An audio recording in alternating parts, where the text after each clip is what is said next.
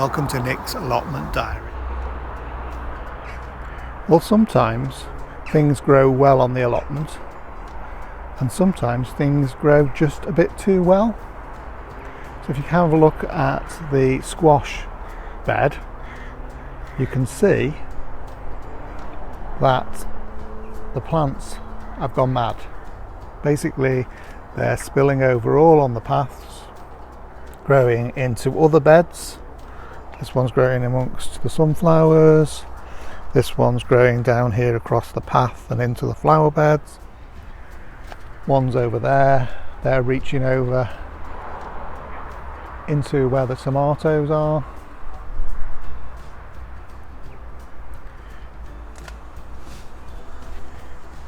Just show you. The bees are certainly liking the squash flowers. Loads of pollen. That one there's covered in pollen,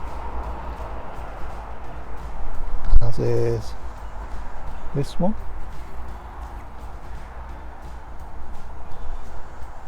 And you can see, there you go, he's absolutely covered in pollen.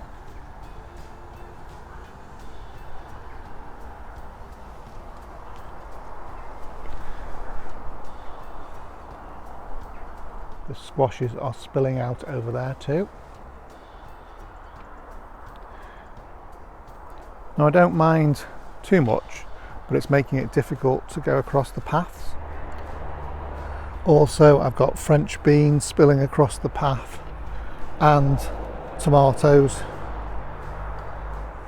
So today I'm going to do a little bit of a tidy up and cut back some of these tomatoes, because you can see there are fruit forming, but some of them we've got flowers on now and it's a bit too late for those to form tomatoes and ripen before the end of the season. So I'll cut back and then allow the ones that are there a chance to ripen. And then with the squash bed, what I plan to do is cut back some of the shoots that are trailing out. Some of them I'll just tuck back into the bed. So if they're forming squashes, what I'll do is I'll stop them after the squash that's been formed so they don't go out any further. And then hopefully it'll make it a little bit easier for me to get about on the allotment. So one of the first things I'm going to do is to remove some of the shoots that are growing over the path. Where I can see tomatoes growing, I'll leave those on, but where there are just flower shoots, I'm going to take those off completely.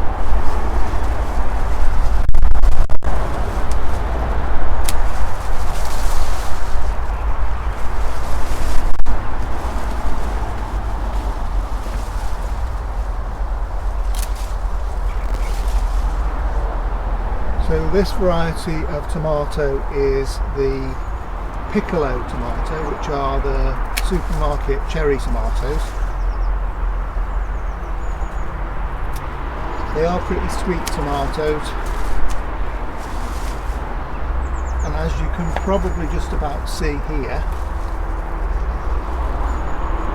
they are starting to ripen now.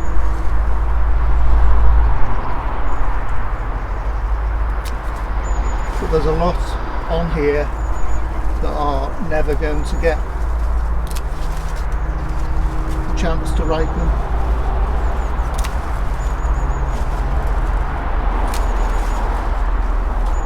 There is also the problem, there is also the possibility of blight, particularly now we get into the autumn, wetter months. Tomatoes can very quickly become susceptible to blight.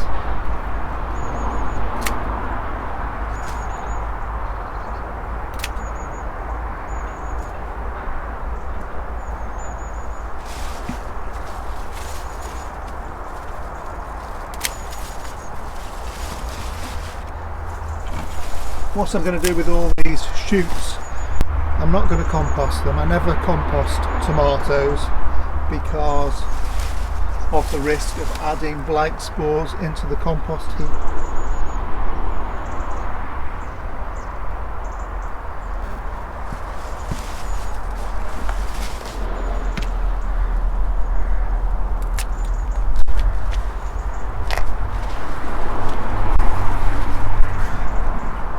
So as you can see, there's certainly plenty of foliage on this plant. It's sort of like formed a bush as opposed to a cordon variety.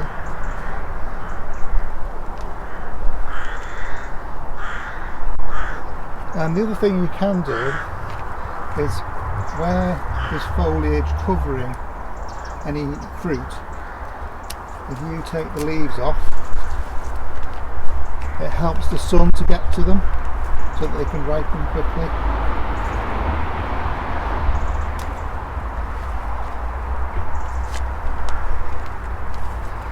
The other thing about removing some of the foliage is it allows air circulation around the tomatoes, and that again can help discourage disease. There are some leaves that are a little bit yellow down the bottom, so I'll be cutting those out too.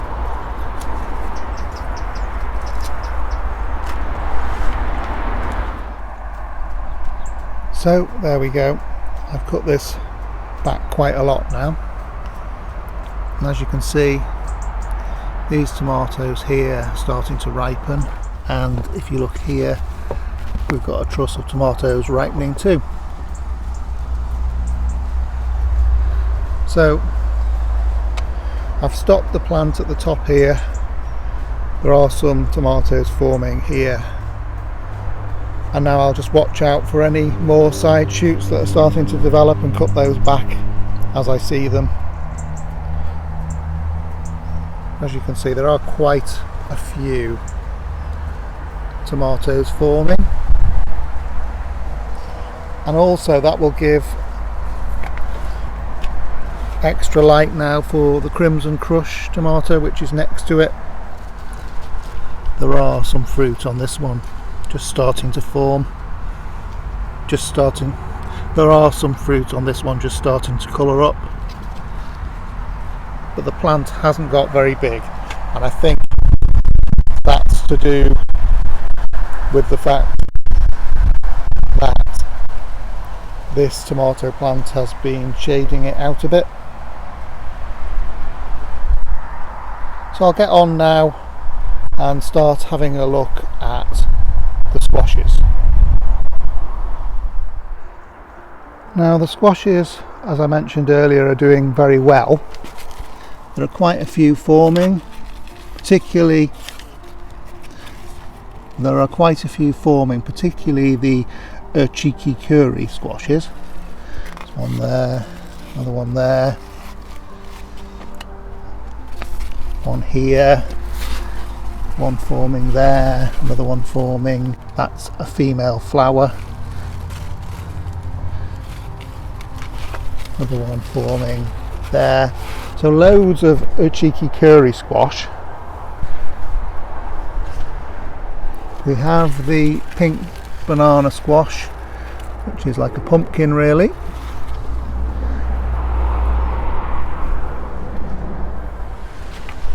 There are also plenty of yellow courgettes forming.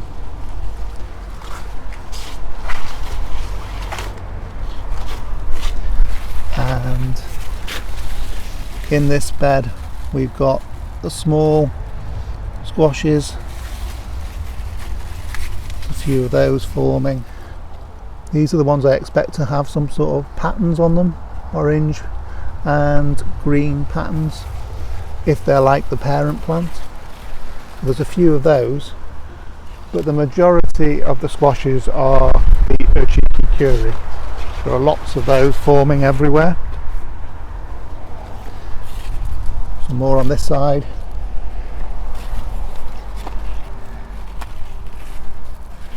Another one there. Another one there. So what I plan to do is stop the plants at the last squash that's formed. So in this case, for example, we've got a squash that's formed here, and then the plant goes along this way. There is another one just about to form there, but I think that's too far along the plant. So what I'll do, I'll cut off the stem at this point, and then all the energy will go into this squash. So I don't know whether you can see the stem here. Here's the last fruit, and then I'm just going to cut off that. And then also, you see under here there's a side shoot going off in another direction. Again, I'll cut that out and tuck this squash, and I'll tuck this squash back onto the bed, just over the edge I think, and cut off any of these side leaves going over onto the path. So I'm just going to go on this path now and take out any of these side shoots that are going across the path.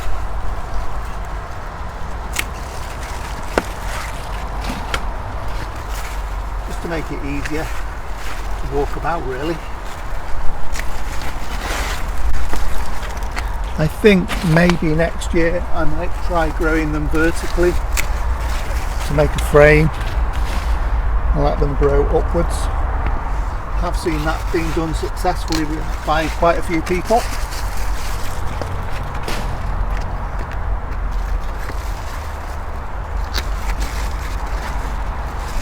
The bees have actually loved these flowers this year. I've seen loads of bees in them. So plenty of pollinators about at this time of the year.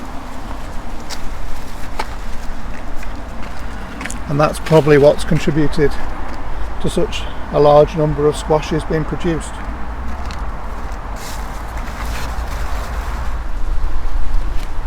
So that path is clear again now, I can walk along it, which is much better. And I'll have a go round now the other sides. So there we go. Now tidied up this area.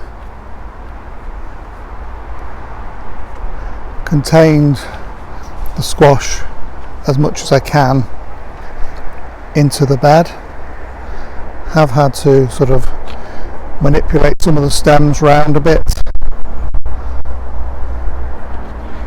so that they're growing back across the bed. Hopefully they should all do alright now, and I'll just try and keep an eye on them to make sure they don't go too much further. Hope you enjoyed seeing me sort out my tomatoes and squashes. I'll now just leave you with a sight of the bees doing their work.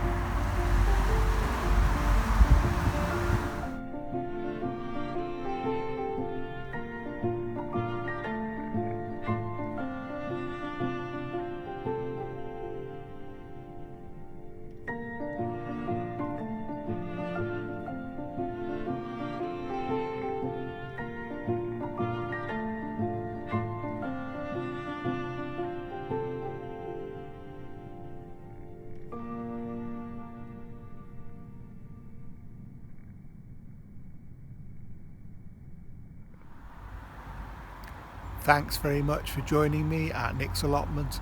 I'll see you again next time.